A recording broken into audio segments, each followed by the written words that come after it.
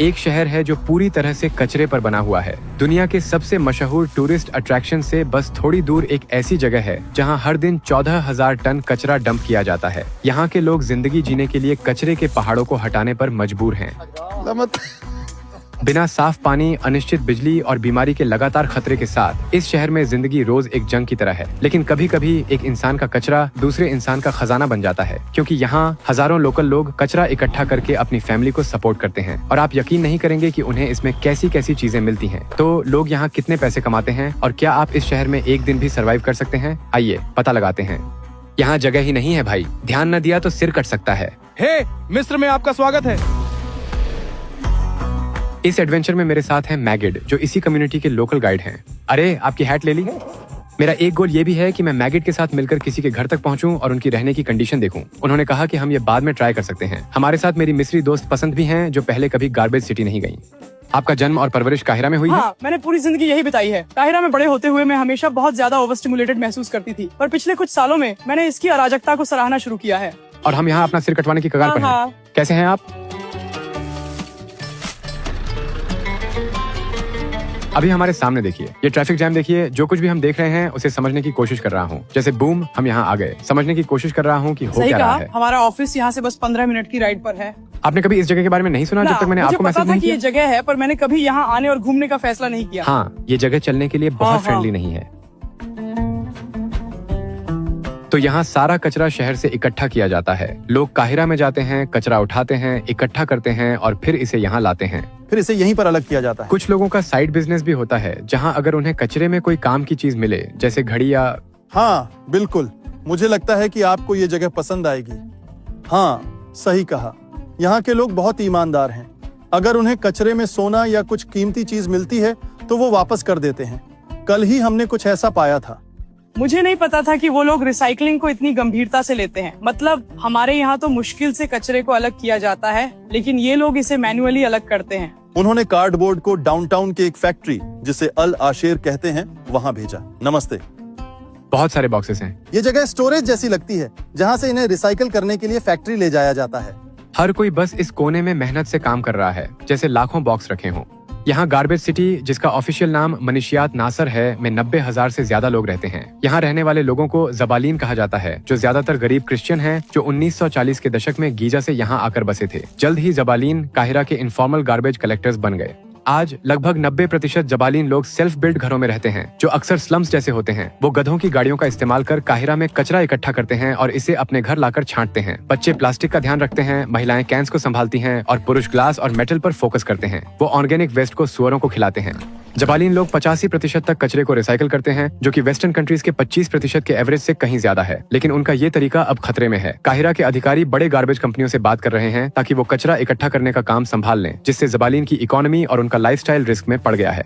अब ये डर है कि शायद इन लोगों को रिलोकेट कर दिया जाए और काहिरा से और दूर भेज दिया जाए। मैं ये समझता हूँ कि फॉर्मल वेस्ट मैनेजमेंट और डिजीज कंट्रोल जरूरी है, लेकिन मुझे फिक्र है कि इसका लोकल लोगों पर क्या असर होगा। यहाँ सब कुछ बहुत ऑर्गेनाइज्ड है। हाँ, ये बिल्डिंग्स, स्टोरेज पहले लेवल पर गार्बेज लाते हैं, फिर ऊपर के लेवल्स पर सब कुछ इकट्ठा करते हैं। क्या यहाँ सब लोग गार्बेज कलेक्टिंग का काम करते हैं? सब लोग? मैं जानता हूँ कि इस जगह को गार्बेज सिटी कहा जाता है। ज्यादातर लोग गार्बेज कलेक्टर्स हैं, लेकिन करीब 20 साल पहले कुछ लोगों ने प्लास्टिक रिसाइकलिंग के लिए मशीनें लाना शुरू किया। मैं आपसे पूछने वाला था, क्या यहाँ बहुत बीमारियां होती हैं गार्बेज की वजह से? नहीं, भगवान ने इन्हें ताकत दी है। मुझे पता है यहाँ की स्मेल बहुत बहुत बहुत स्ट्रांग है, लेकिन देखिए लोग बहुत खुश हैं। उनकी हेल्थ भी बहुत स्ट्रांग है।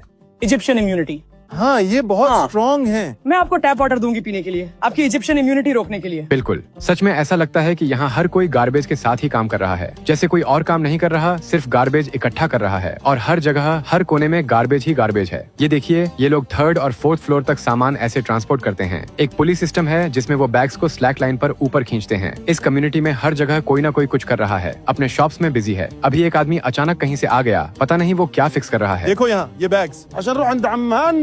अपने रिस्क पे जाइए। यहाँ एक पिग पेन है, लेकिन ये जगह बहुत गंदी है। मक्खियाँ भरी पड़ी हैं। मैं पॉर्क पर कदम रख रहा हूँ। क्या आपके पास खाने के लिए पिग्स हैं? क्या आप इन्हें खाते हैं? हाँ, ये पिग्स गार्बेज खाते हैं? हाँ बिल्कुल। ये होटल से बचा हुआ खाना खाते हैं, जानते हैं? या कुछ ऐसा ही। ये बहुत कुछ खाते हैं। धन्यवाद। हशीश? नहीं, मैं ठीक हूँ। काश आप अभी ये स्मेल महसूस कर सकते।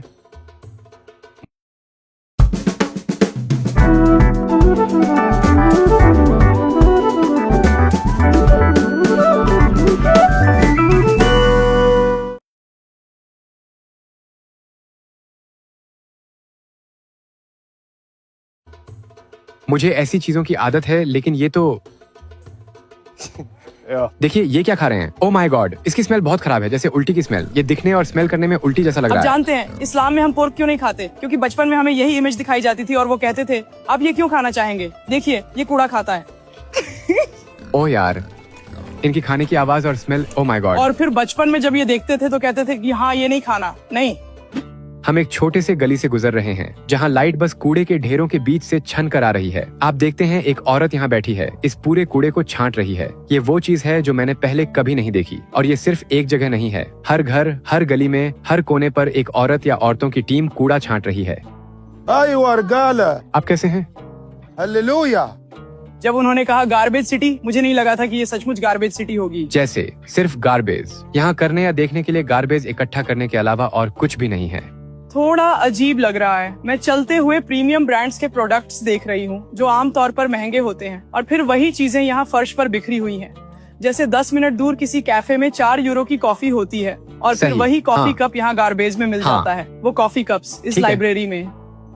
الشيخ ابو عربه زرقاء بيضة حبيبي الشيخ आप कैसे हैं? आप यहाँ क्या कर रहे हैं? لما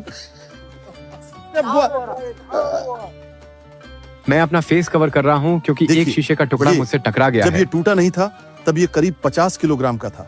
अब फैक्ट्री तक ले जाने के लिए 200 किलो है। आपको ग्लास रीसेल करने पर कितने पैसे मिलते हैं?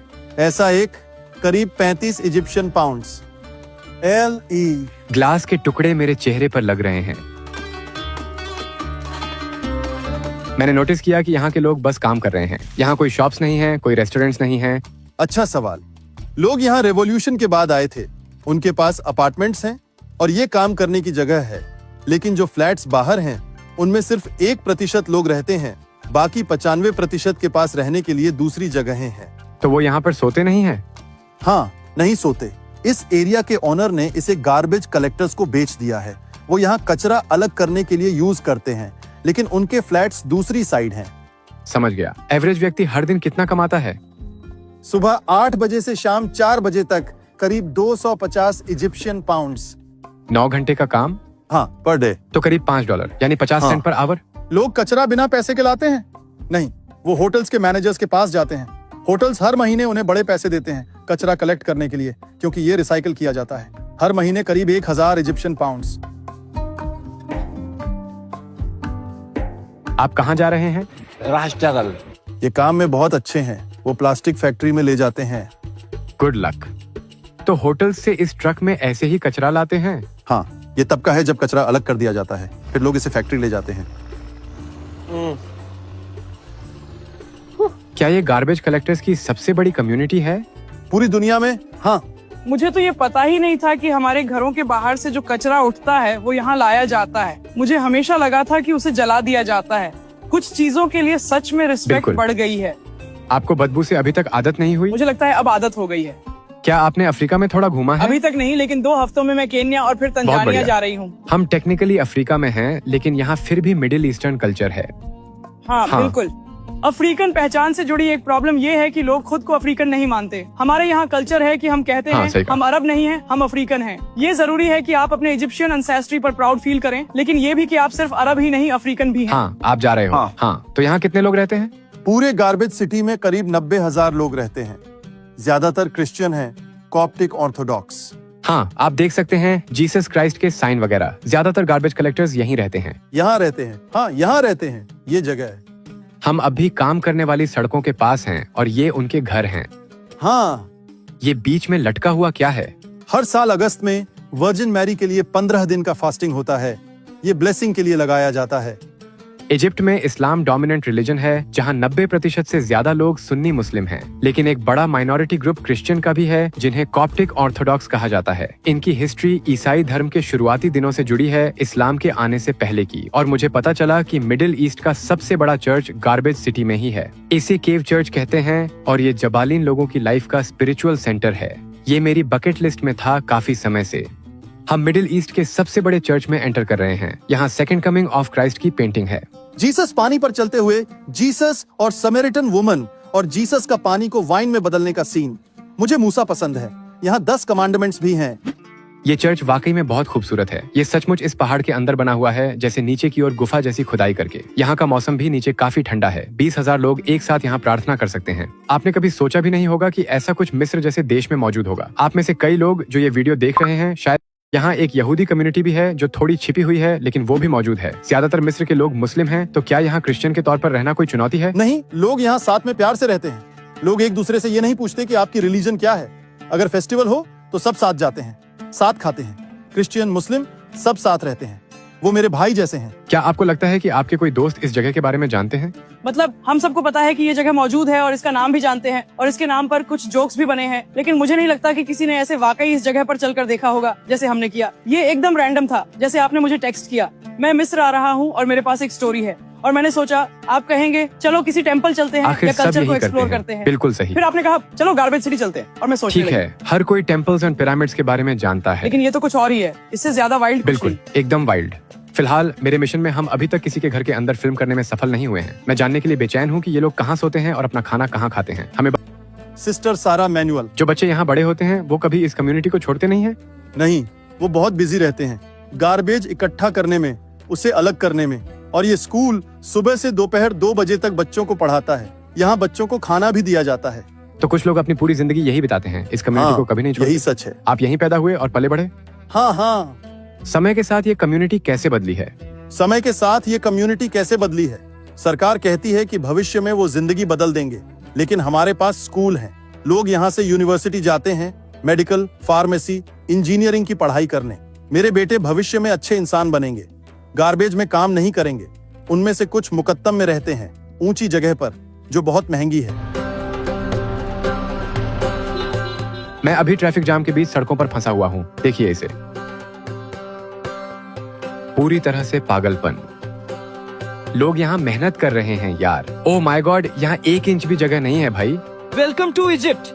अगर आप ये नहीं सोच रहे कि आप क्या कर रहे हैं और बस यूं ही बिना सोचे समझे चल रहे हैं, तो आपका सिर कट सकता है। ये कार कैसे चल रही है, देखिए इसे। अमेरिकन है। उन्होंने कहा मुझे अपने साथ अमेरिका ले चलो। हम इस कार को वहाँ चलाएंगे।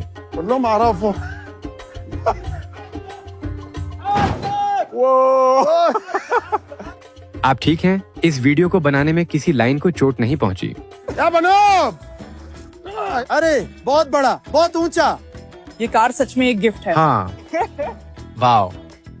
ये कार डाउनटाउन जा रही है। ऐसे मोमेंट्स पर तो मैं सोचता हूँ कि काश मुझे अरबी बोलनी आती। इसने आपकी हैट ले ली।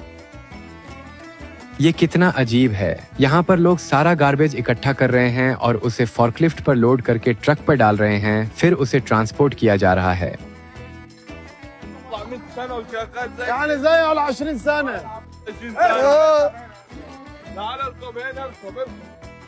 हम ऊपर जा रहे हैं।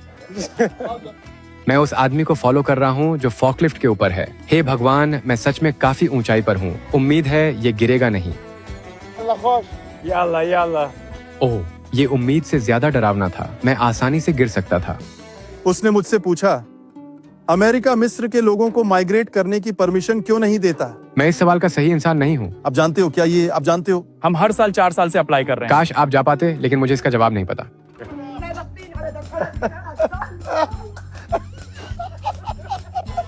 ये सब क्या था? मैं उसकी वीडियो ले रही थी। आप बाकी लोगों से ज्यादा खुश कैसे रहते हैं?